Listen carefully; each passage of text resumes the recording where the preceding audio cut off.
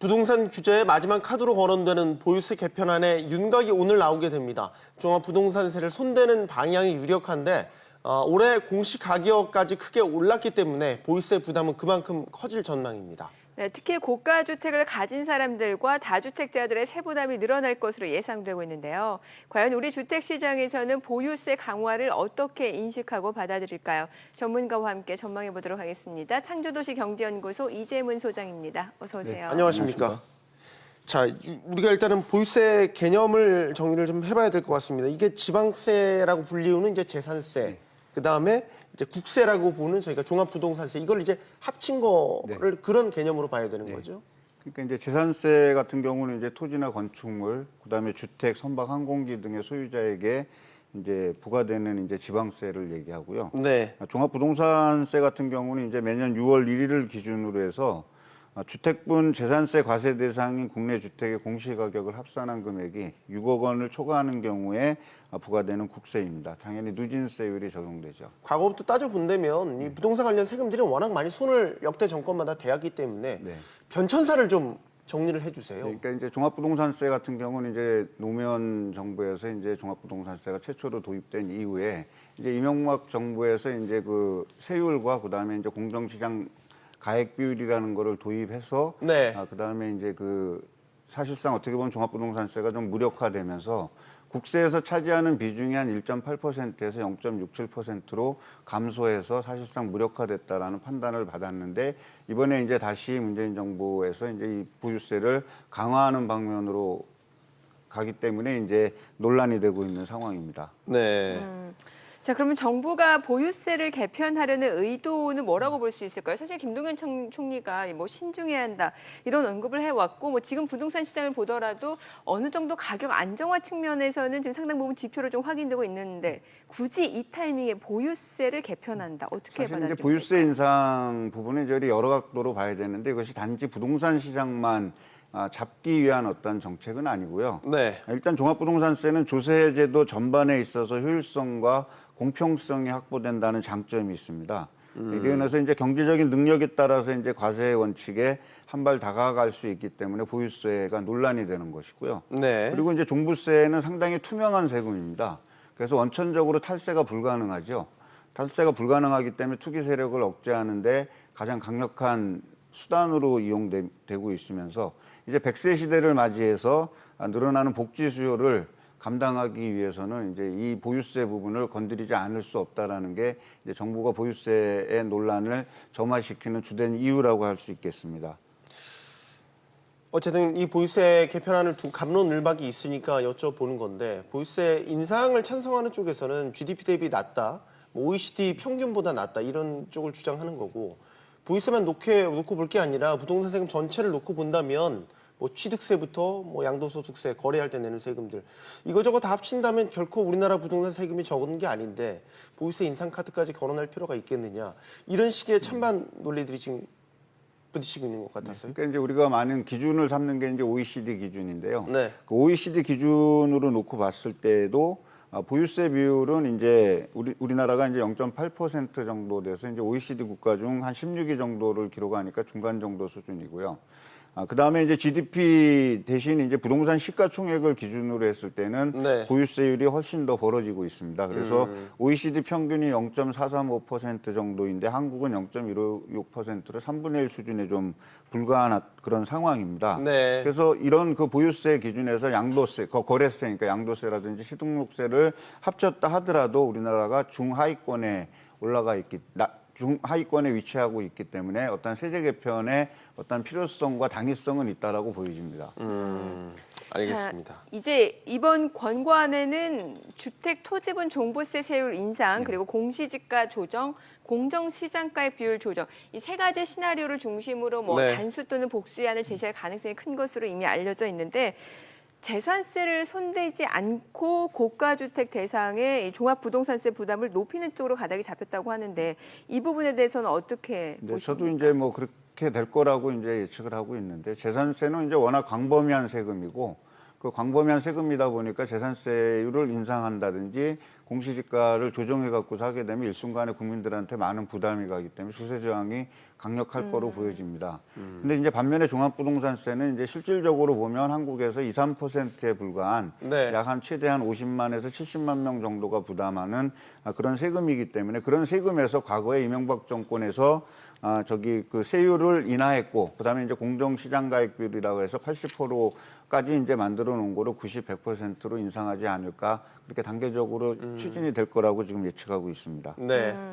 자, 이게 실질적으로 어떤 대상이 얼마나 부담이 느는 건지 사실 이게 딱 감이 안 잡히거든요. 그래서 좀 예시를 들어서 좀 살펴볼 필요가 있을 것 같은데 자, 지금 이제 네. 사실 최근에 뉴스에서도 많이 좀 거론이 됐던 단지가 아닐까 싶습니다. 네. 자, 반포동 반포자이도 보이고 지금 보시게 화면을 좀 되면은 띄워주시겠어요? 이제 잠실동의 잠실 주공 5단지도 보입니다. 정말 대표적으로 뭐 핫하다는 뭐 그런 아파트 단지들 뉴스에서도 예로. 많이 접하셨던 그런 단지가 아닐까 싶은데 네. 지금 보게 되면은 현행 80%일 때보다도 공정시장가액 비율을 높였을 때는 확실히 부담이 커진 게 보이네요. 예. 이게 저희가 이제 올렸을 걸 가정해서 예. 이제 결과치를 이제 미리 좀 보여드리는 뭐 겁니다. 85%로 올렸을 때와 90%로 공정시장가액 비율을 상향 조정했을 때 네.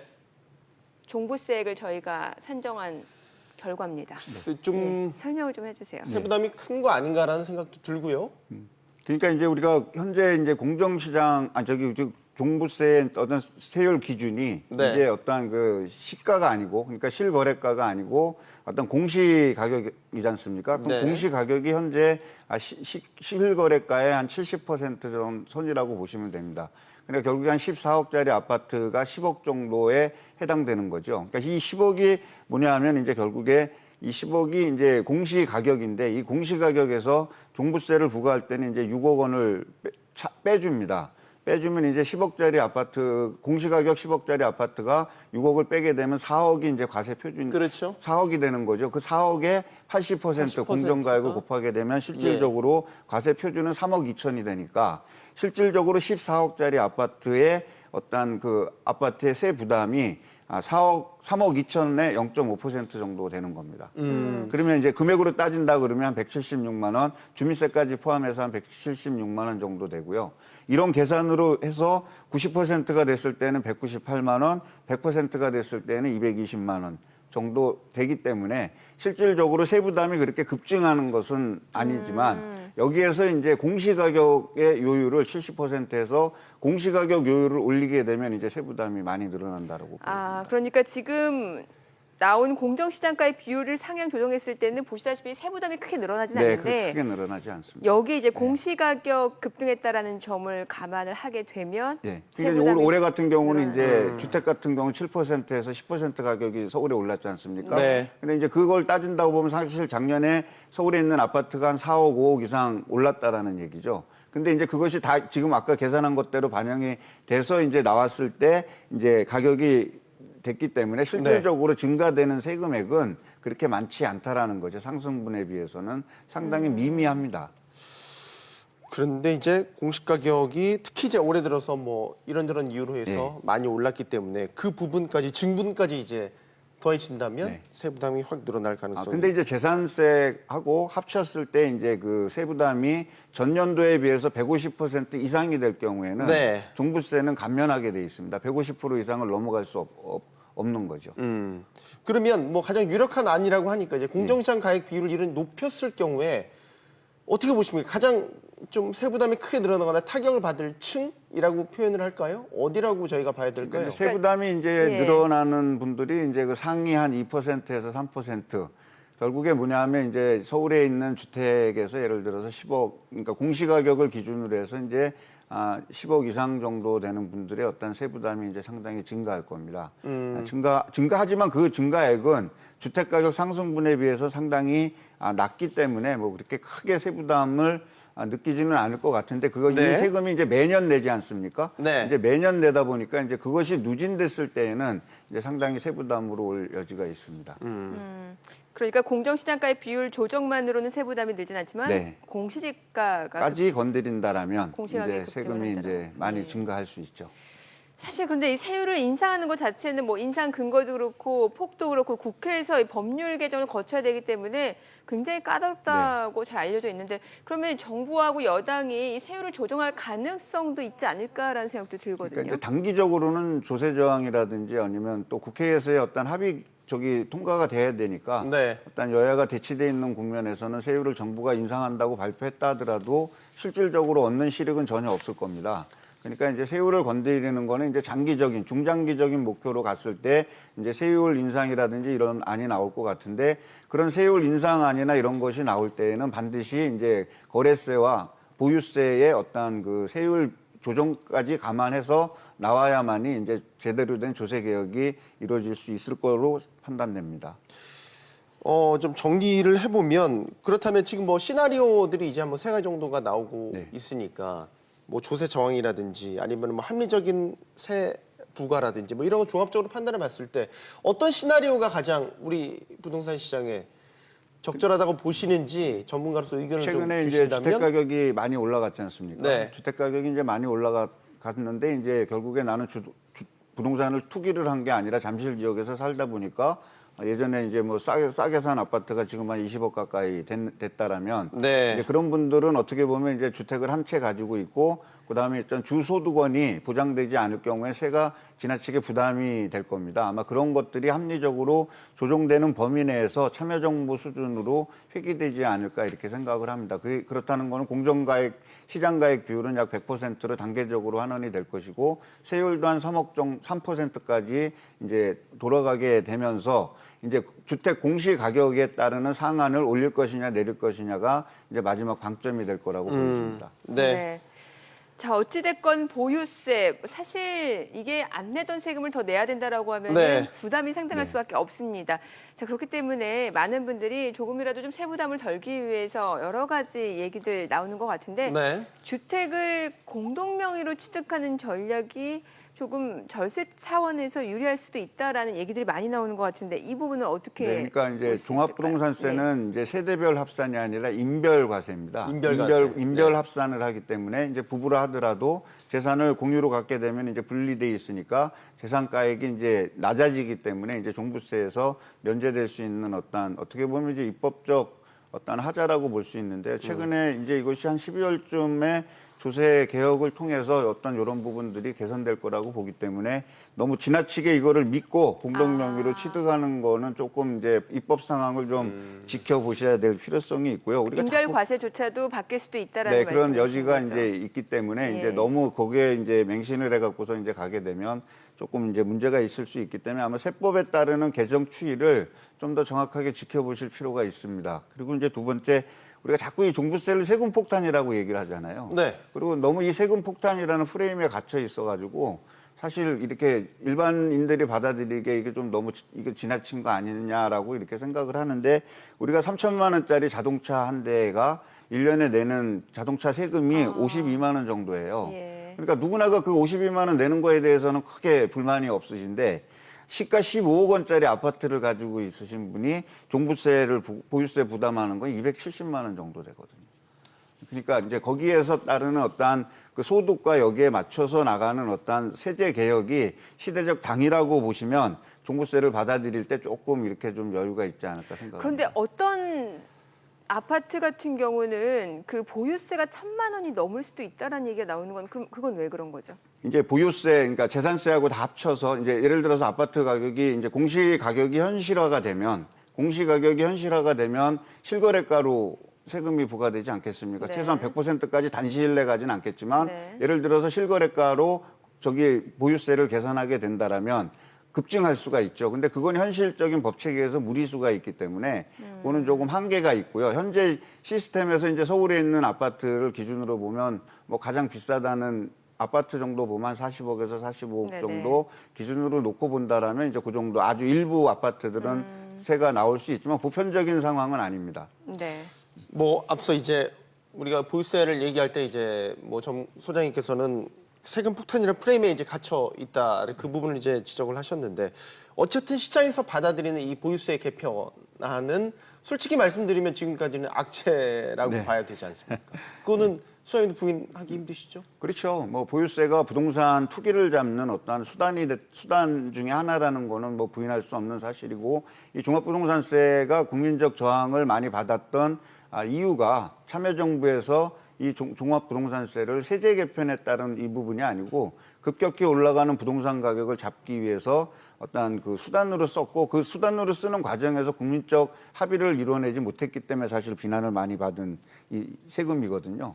근데 이제 이번 그 세금 이 자체가 이제는 한 10여 년 동안 유지되어 오면서 이제 국민들한테 많이 인식이 됐고, 이것이 다주택자들이나 어떠한 부동산 과다 보유자들에게 부과하기 위한 세제라는 것이 어느 정도 인식이 돼 있기 때문에 네. 지금은 상대적으로 조금 저항이 덜한 것 같습니다.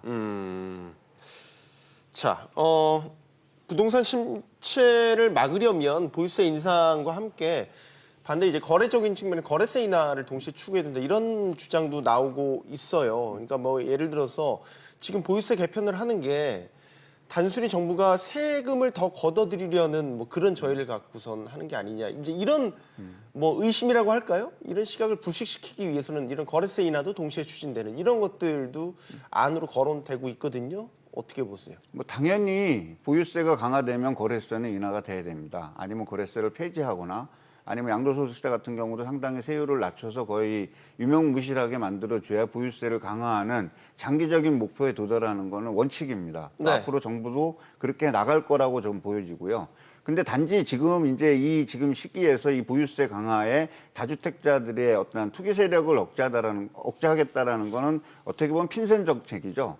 현재로서는 그것이 유지되고 있기 때문에 지금 보유세까지 거래세까지 건드려서 거래세까지 하락한다라고 얘기한다라면 또다시 투기 열풍으로 인해서 시장이 과열될 수 있기 때문에 지금은 동시에 논의하는 것보다는 장기적인 목표를 가지고 추진되는 것이 이제 보유세 강화 그다음에 거래세 인하의 어떤 프레임으로 가지 않을까 생각을 합니다. 알겠습니다. 네. 자, 지금 이제 보유세 얘기를 해봤는데 사실 시장에서 투자 심리가 위축될 수 있는 변수는 보유세뿐만이 아닌 것 같아요. 지금 논란이 일던 후분양제도 또 지금 공공분양에서 민간분양까지 확대하는 방안이 유력하다라고 알려져 있고 여기에다가 재건축 연한 강화 가능성까지도 굉장히 높아진 건데 그렇다면 부동산 시장이 자칫 잘못하면 침체 국면으로 접어드는 게 아닌가라는 우려의 시각도 분명히 있거든요. 그러니까 안전진단 강화가 50%로 지금 강화됐지 않습니까? 네. 그러니까 50% 이상으로 강화된 상태에서는 재건축 연한을 연장하는 건 별 의미가 없습니다. 별 의미가 없기 때문에 안전진단 강화가 지금 기조를 유지한다 그러면 재건축 연한 강화는 조금 지나친 우려로 보여지고요. 네. 이제 후분양제를 정착해서 공공 분야에서 민간 분야로 가게 된다라는 얘기는 이제 후분양제가 점점 강화되면 강화될수록 분양권 전매 시장이 없어지지 않습니까? 그렇게 된다면 분양권 전매 시장이 없어진다는 거는 부동산 투기 세력의 유입을 차단해서 주거 안정을 깨야겠다라는 어떤 그런 목적이기 때문에 점차로 민간 쪽으로 이제 후분양제가 일부씩 도입이 될 거라고 보고 있습니다. 마지막 질문 드릴게요. 네. 저희가 역대 이제 작년부터 정부가 줄줄이 이제 규제들이 나올 때마다 계속 거론됐던 게 풍선 효과였거든요. 네. 이거 하나 잡으면 다른 쪽으로 또 전이 되고 보유세 이번에 개편도 그런 식의 우려를 하지 않을 수가 없는데 뭐 예를 들면은 뭐 상가 쪽으로 또 옮겨 탄다든지 뭐 글쎄요 어떤 식의 풍선 효과들이 또 부작용을 일으킬지 우려가 돼서 풍선 효과의 그 가장 시발점은 유동성이 풍부한 거죠. 저금리 상황에서 유동성이 풍부했기 때문에 한쪽을 누르면 다른 한쪽이 튀고 결국에 주택을 누르면 상가로 가고 상가를 누르면 오피스로 가고 어떤 이런 순환 구조가 만들어졌는데 금리 얘기를 하실 것 최근에 같은데? 이제 네. 경기 상황에서는 금리 상승이 이미 예측돼 있고 가계부채가 상당히 지금 증가하고 있는 이런 상황에서 지금 오피스라든지 오피스텔 어떤 수익형 부동산의 수익률이 많이 하락했습니다. 많이 하락하고 있기 때문에 당장으로 수익형 부동산으로 옮겨 타기에는 또 대출 규제라든지 이런 것이 강화되어 있기 때문에 좀 한계가 있을 거라고 보여집니다. 알겠습니다. 자 어쨌든 오늘 보유세 개편안과 관련해서 오늘 윤곽이 나옵니다. 계속해서 지켜봐야 될 것 같습니다. 이재문 소장이었습니다. 고맙습니다. 잘 들었습니다.